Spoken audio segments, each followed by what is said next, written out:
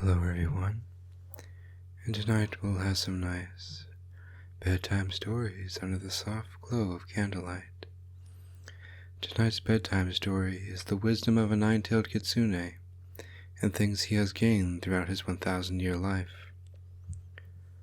Those who seek power for power's sake will only find delusion in their own death, but those who die to such passions and humble themselves to see their own weakness will begin to find life, for nothing we have is truly our own, but a gift from God to be cherished and thankful for.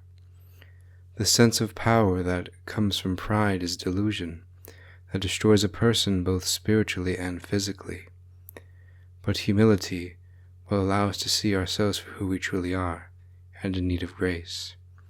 Victor Kitsune. Though I stand in the shadow of his achievement, knowing I will probably never measure up to his greatness, but if I were to impersonate my good brother, he'd probably say something along the lines of this: seek not to count your works nor compare yourself to others, as if you are living their life. For you are not living the life of another, but the life God gave you. Seek therefore not to compare yourself to others, but trust in God's grace and go manifest your love for God and each other with the life God has given you. And in doing so, you will truly be great, for you will synergize with the uncreated energies of the one who was greatest of all.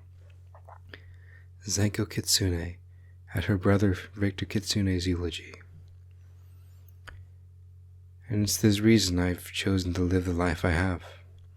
I looked beyond my temporal earthly existence, because all that is left when looking at this fallen world without Christ is the nihilistic notion that one's life is meaningless. And it makes me wonder if someone truly has to die to experience hell, and if hell is more of a state of being than a physical place. Because if hell is eternal separation from God, then to willfully live a life of sin is to separate one's life from God, and therefore already be in hell, even if the body hasn't decayed yet. Victor Kitsune.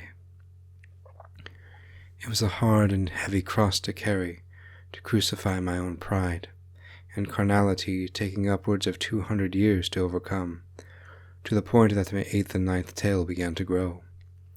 I still remember the abbot's words, that I was to love my enemies, and even commanded me to live within the enemy of the Kitsune clan, Tanuki clan, while I lived as a beggar selling baskets, while not being allowed to use my kitsune magic, except in emergencies.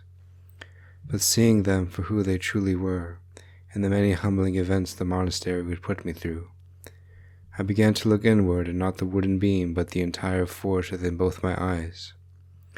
And from it, I learned humility, and not to judge others in ways only God is worthy to judge. Victor Kitsune to his little sister Zenko. I've met quite a bit of different people, and have come across the most interesting people in the strangest of places. I have come to be Titania's royal tutor, but when I happened to stumble across Queen Ariana Identhil Namor and Jeremiah Johnson and a very toxic Neko named Isis. But I guess it goes to show, everyone has a story to tell, even the most unknown people. Victor Kitsune to Buck Ringtail. Titania, that is neither faith nor virtue. To neglect the needs of the body or the spirit are both sinful, because we are creatures of both body and spirit. Rather, the better question is, what are these vices you struggle with, and how do you overcome them? But even if there are many vices, know that they are nothing that is not common to everyone, either in the distant past or years to come. And like them, if you pursue in your struggle for virtue, you will over time overcome these vices, like the many saints through God's grace have done before you. Victor Kitsune, instructing Titanias in the ways of the Church. Perhaps it's because having a high aptitude for knowledge that I've come to notice my own failures others usually don't notice. Then again, I'm doing the best I can with the limited ability I have been given, and it's not my place to judge anyone but myself. And unless I first remove the forest from both my eyes, I am in no place to remove the speck from someone else's single eye. Victor Kitsune to Titania. Why make the assumption I threw my life away? I had riches, glory, and honor as next in line to become the next image of Inari. And from reading many ancient Zoroastrian philosophers such as Euripides, Thessalonius, and some of the famous Tanuki and Kitsune philosophers of my family's private library of scrolls, that I began to question whether or not the life I was living was really a good life. However, none of these philosophers ever matched the Christian ethos in their clarity and truthfulness. So I told my sisters, Zenko and Inari, that I was going to become a Christian monk, that I would no longer be pursuing becoming the next image of Inari. And although my sisters were supportive of my decision, my mother as image of Inari was not. But among the monastic brotherhood, I found my true calling in life, a life of humility and the spiritual life. To some, prosperity is a symbol of freedom, but to others, such as myself, it has been a source of vice. Victor Kitsune, explaining his life story to Titania. One must understand, first, what is going into the world takes energy, and unlike God, we are susceptible to fatigue and failure, and our minds and spirits need restoration and not just our bodies.